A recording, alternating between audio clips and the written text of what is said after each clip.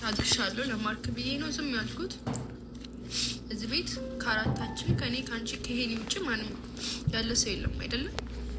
ጠረጠር የምችለው እናንተን ብቻ ነው። ምን ማለት ነው? ሌባ ናችሁ እያልሽ ነው? ሌባ ናችሁ አይደለም። በቃ ወስዳችሁ ዝም ብላ ሁለት ቀን ታገስኩኝ እያላችሁ የሰው ቃምነከው እንኳን እምብዛም የዋህነት ለበግም አልበጃህት አለ ያገሬ ሰው። ማርክ በእውነት በጣም አስተዋይ ልጅ እኮ ነው። ምን እንደነካው አላውቅም። በህይወቱ ላይ ሲሆን በጣም ይፈዛል። እውነቴን ነው የምነግራችሁ ማለት ነውና በእውነት በጣም የገረመኝ። አሰላሙ አለይኩም ወራህመቱላሂ ወበረካቱሁ። ዲና የተከበራችሁ ቻናል የቤተሰቦች እንዴት ናችሁ? ደህና ናችሁ ወይ? እስኪ በመጀመሪያ ሰላም ልባላችሁና ልቀጥል። እንደዚህ አይነት ነገር ሲመጣ በእውነት ያናደኛል። በቃ የራሴ ህይወት እንደሆነ አድርጌ ነው የማስበውና እኔ ደግሞ አላየኋችሁም። የሚገርማችሁ ነበር የቀሩበትን ቪዲዮ እየሰራሁኝ እና ለካ እነሱ መጥተዋል። አሁን እኮ እንዳጋጣሚ ያየኋቸው እና እንግዲህ እንደተመለከታችሁት ከቪዲዮ መግቢያ ላይ ማለት ነው የተፈጠረውን ነገር አይታችኋል። ሌባ እየተባለ ነው የመጣው ማለት ነው። እና ለማንኛውም ቪዲዮን ሲጀምሩ ላይክ እያደረጋችሁ ማለት ነው። እኔም የምናገር ነው ነገር በቃ በራሴ እንዲሆን የማልፈልገውን ነገር ሰው ላይ ማድረግም አልፈልግም። በራሴ እንዲሆን የምፈልገውን ነገር ደግሞ ሰዎችም እንደዛው ብዬ ነው የማስበው። እና እኔ በቃ በራሴ ህይወት ብዬ ነው ያሰብኩት። እና ማርክ እንደነገርኳችሁ በጣም አስተዋይ ልጅ ነው።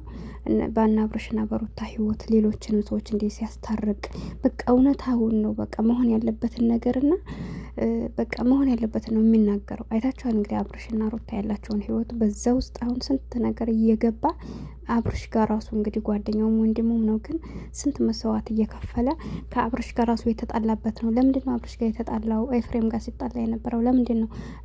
ከእውነት ጎን በመቆም ነው።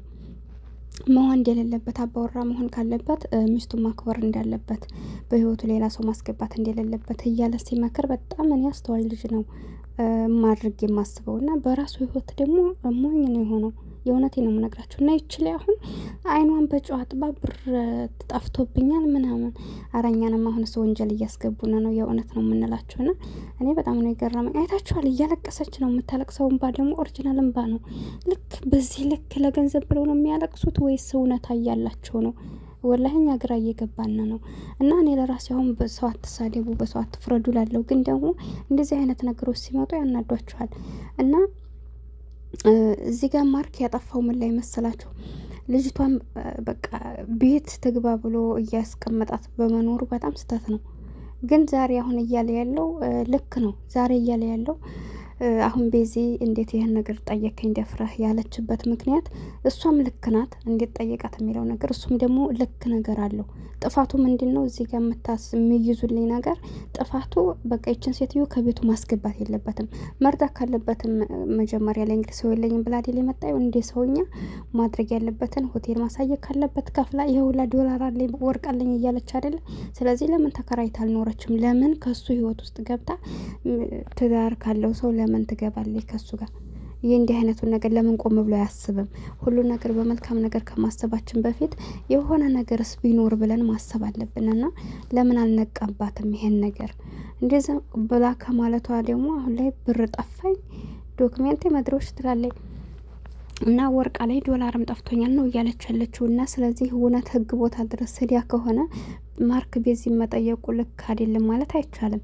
ምክንያቱም አንድ ሰው ከቤታችን አንድ ሰው ሴትም ትወንድ ከቤታችን አጋጣሚ መጥቶ ተቀመጠ፣ ከዛ በኋላ ከኛ ወጥቶ ሲሄድ ብር ጠፋኝ ካለ ብር ጠፋኝ ብሎ እኔም ቢጠይቀኝ ባሌም መጠየቅ ግድ ነው፣ እንኳን እነሱ ፕራንክ የሚሰራሩ ሰዎች ማለት ነው። ምክንያቱም ይሄ ነገር ወደ ህግ ድረስ ፖሊስ ጣቢያ ድረስ ይዛኝ ሄዳለች ብሏል።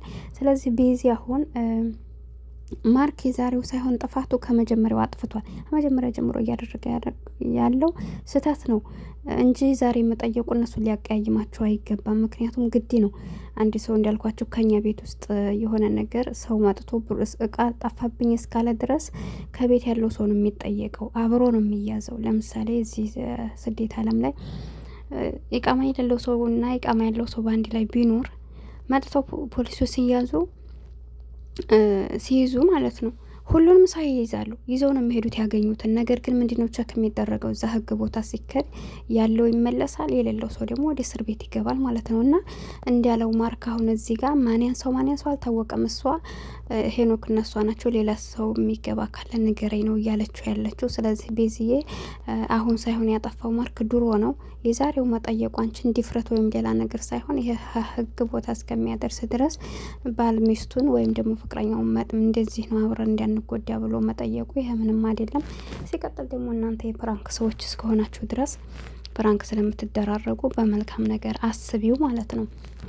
ግን አሁንም የምናገረው ነገር ቢሆን ሌሎቻችሁም ቢሆን በህይወታችሁ አትቀልዱ። በቃ እንዳልኳችሁ የገንዘብም ሁሉም ነገር ያልፋል። ወላሂ የምንወደውን ሰው፣ የሚያከብረንን ሰው፣ የሚያፈቅረንን ሰው፣ ለእኛ የሚያስብልንን ሰው፣ አመለካከቱ እንደኛ የሆነን ሰው፣ ዋጋ ያለውን በህይወታችን ሰው በቀልዱም በፕራንኩም በገንዘቡም በምኑም ነገሮችን አባብሰን ካጣን በኋላ የሚጠብቀን ህይወት በጣም ያስጠላል ስነግራችሁ ማለት ነው።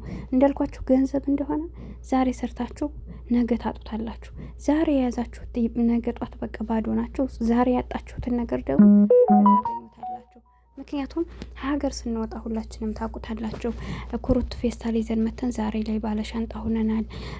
ምንም አንድ ብር ሳይኖረን በቤተሰብ ውስጥ ወጥተና ዛሬ ላይ እኛ ባለ ብር ሆናል። ቤት የገዛ መኪናም እንዲሁም ሱቅ ያለው ብዙ ነገር ያለው ሰው አለ።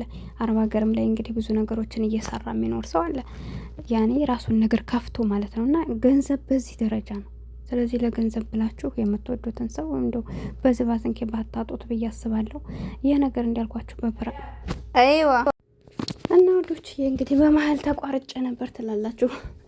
ተመልሼ መጣሁ። እንዴት ናችሁ ልበላችሁ። አንድ ቪዲዮ እየሰራን መቼም አንጨርስም። እንግዲህ ነገሮች ይመጣሉ ማለት ነው። እና እንደነገርኳችሁ ልጅቷ ለተንኮል ነው የሚመስለኝ የምታለቅሰው ነገር ግን ግራ ነው ያጋባኝ። አይታችኋል። ወንድ ልጅ ጀዋህ ነው ታውቃላችሁ። ብዙ ጊዜ ወንዶች የሚሸወዱት ወይ ደግሞ ህይወታቸውን ትዳራቸውን የሚያበላሹት ሴት ልጅ መታ ከጎናቸው ስታለቅስ እውነት ይመስላችኋል። የእውነቴን ነው የምነግራችሁና ያ መቶ ያለቀሰው ሁሉ እውነተኛ ነው ማለት አይቻልም። ወይም ደግሞ አንድ ሰው ስላላለቀሰ እውነት የለውም ማለት አይቻልም። እና ይችል ስላላለቀሰ እውነት ይኖራታል ማለት አይደለም። ዝም ያለ ሰው ደግሞ እየተጎዳም የማያለቅስ ሰው ስላለ፣ ስለዚህ ያ እንትን የሰው ልጅ ችግሩ በእንባ ወይም ደግሞ በዝምታ ዝም ስላላ ይጎዳ ማለት አይደለም። ስላለቀስም ትክክለኛ ነው ማለትም አይደለም። አልቅሶ መውሸት ነው ማለት አይቻልም። እና እንደዛ ስለሆነ እኔ ግራ ነው የገባኝ። ግን ደግሞ ማርክ እዚህ ጋር እንዳልኳቸው ከቤዚ ጋር በራሳቸው ችግር ብዙ ጊዜ አይጣሉም። በመሀል ግን የሆነ ነገር ሰው ሲመጣ በጣም ከባድ ነው። እንዲሁም ደግሞ እንዳልኳቸው ሳይጣሉም ቀርተው አይደለም፣ በራሳቸው ጉዳይም ተጣልተውባቸው ያለፉ ጊዜያቶች ነበሩ። ግን እነዛን ጊዜያቶች እንግዲህ በራሳቸው ስለሆነ ነገሮችን ለማስተካከል ቀላል ነው። ወይም ደግሞ ጥላቻ ውስጣችን ላይ አይፈጥርም። በህይወታችን ግን ሌላ ሶስተኛ ሰው ከገባ እንኳንም እኛ ሴት ሆነን ሌላ ሴት መታ አጣልታን ወንድ ሆኖ ሌላ ወንድ መቶ ካጣላቸው በጣም ቂመኞች ነው የምንሆነው። በጣም ያናደናል። በቃ የሆነ ነገር ሲናገሩ ለነሱ እንትን ብለው ትክክለኛ እንኳን ቢሆኑ ተደርበው የተናገሩና ይመስለናል። በጣም እነሱን ከኛ ያስበልጡ ስለሚመስለን በጣም ነገሮች ይካበዳሉና ማንም ሰው ህይወት ውስጥ ከገባ የራሴ ህይወት የሚለው ካለው ማንም ይሁን ማንም በቃ መርዳት ባለበት ወደዛ። ከዛ ውጭ ግን አንድ ሰው መጥቶ እንዴ ነው ስላለው ያ ሰውኛና ምን እኮ አልመጣም ወደዛ። ምን ቤተሰብ አለው፣ ጓደኛ አለው፣ ሌላ እስከዛሬ እንዴት ነበር ሲኖር የነበረው? አንድ ሴትም ሆነ አንድ ወንድ ከሰው ህይወት ትዳር ካላት ላይ መጥቶ እንደዚህ እርዳታን የሚጠይቅ ከሆነ ያነሰው መሆኑ በቃ ጤነኛ አይደለም። ምክንያቱም ማንኛችንም እናውቃለን። እኔ ባሌን አንድ ሴት መጥታ እንደ እርዳታ የምትጠይቀው ካስፈለጋት እኔ ያለው ሴቲቱ ማለት ነው። በእኔ የሆነ እንዱ አስፈላጊ ነገር ካለ በእኔ ጠሪቅ መምጣት ትችላለች። ችግር የለውም። ማግዛት ከሆነ አግዛት አለው።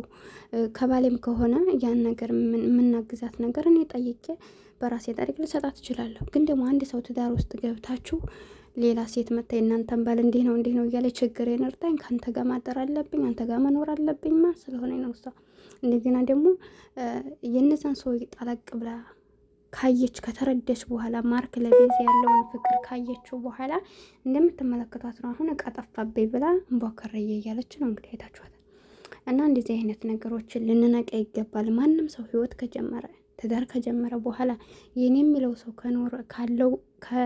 ከጀመረ በኋላ አስፈላጊ አይደለም ሌላ ሶስተኛ ሰው ማስገባት። የእውነት ህይወትን በሰላማዊ ኑሮ መኖር እፈልጋለሁ የሚል ሰው እንደዛ ነው።